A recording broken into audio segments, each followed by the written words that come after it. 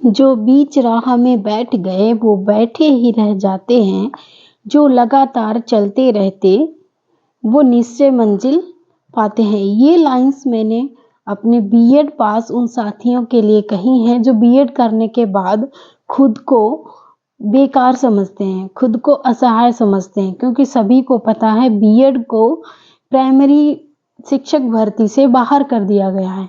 तो इसलिए बीएड पास अभ्यर्थियों में बहुत ही निराशा है, बहुत ही हताशा है। लेकिन अब निराश और हताश होने की ज़रूरत नहीं है बिल्कुल भी।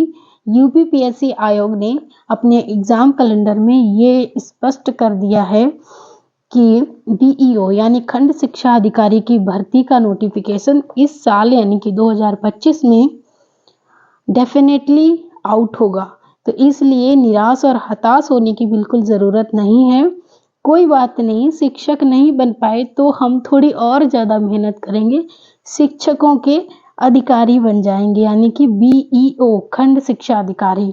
खंड शिक्षा अधिकारी जिले के सभी प्राइमरी विद्यालयों का कंट्रोलर होता है, ऑफिसर होता है, अधिकारी होता है। जिले में जितने भी प्राइमरी स्कूल हैं सभी खंड शिक्षा अधिकारी के अंडर में आते हैं।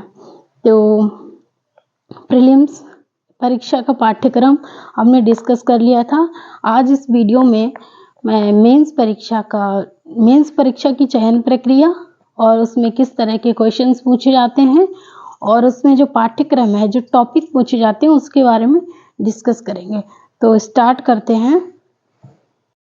तो आइए फ्रेंड्स, हम डिस्कस करते हैं मुख्य परीक्षा की रणनीति। मुख्य परीक्षा में किस तरह के क्वेश्चंस आते हैं, परीक्षा का लेवल क्या है, परीक्षा किस तरह से होती है। तो मुख्य परीक्षा बीईओ यानी खंड शिक्षा अधिकारी की मुख्य परीक्षा एक लिखित परीक्षा होती है। इसमें 2 पेपर होते हैं, फर्स्ट पेपर और सेकंड पेपर। सेकंड पेपर हम बाद में डिस्कस करेंगे, आज फर्स्ट पेपर डिस्कस करेंगे। फर्स्ट पेपर में जीएस के क्वेश्चंस आते हैं जिसमें 40 प्रश्न होते हैं। ये 3 घंटे में करने होते हैं, 200 अंक के। तो पहला प्रश्न होता है, पहले खंड आ में 10 प्रश्न होते हैं सामान्य उत्तरीय, जो 100 अंक के होते हैं। इसमें एक प्रश्न 10 अंक का होता है और 10 ही प्रश्नों की संख्या होती है। तो 10 × 10 100 अंक का होता है। इसमें 125 शब्द लिखने होते हैं, 10 क्वेश्चन होते हैं। तो 125 × 10 इज इक्वल टू 1250 यानी कि 1250। 1250 का पूरा प्रश्न होता है। 10 प्रश्न 1250 शब्दों में करने होते हैं। उसके बाद सेक्शन बा में 10 प्रश्न लघु उत्तरीय होते हैं। लघु उत्तरीय 10 प्रश्न होते हैं। एक प्रश्न 6 नंबर का होता है, 6 अंक का होता है। तो टोटल 10 अंक 60 अंकों के होते हैं। इसमें 50 शब्दों का एक प्रश्न लिखना होता है। एक प्रश्न का उत्तर 50 शब्दों में देना होता है। 10 प्रश्न होते हैं तो ये 500 शब्द हो गया। इसमें खंड बा में हमें 500 शब्दों में आंसर लिखना होता है। उसके बाद है खंड सा। इसमें 20 प्रश्न अति लघु उत्तरीय होते हैं। प्रत्येक प्रश्न 2 अंक का होता है। 20 प्रश्न होते हैं, 2 अंक का होता है। एक प्रश्न लिखना होता है उत्तर उसका, तो टोटल हो गए 40 अंक। एक उत्तर 25 शब्दों में लिखना होता है। कुल 20 प्रश्न होते हैं, शब्द 25 होते हैं। तो 25 × 20 बराबर 500 शब्द। इसमें भी 500 शब्द होते हैं।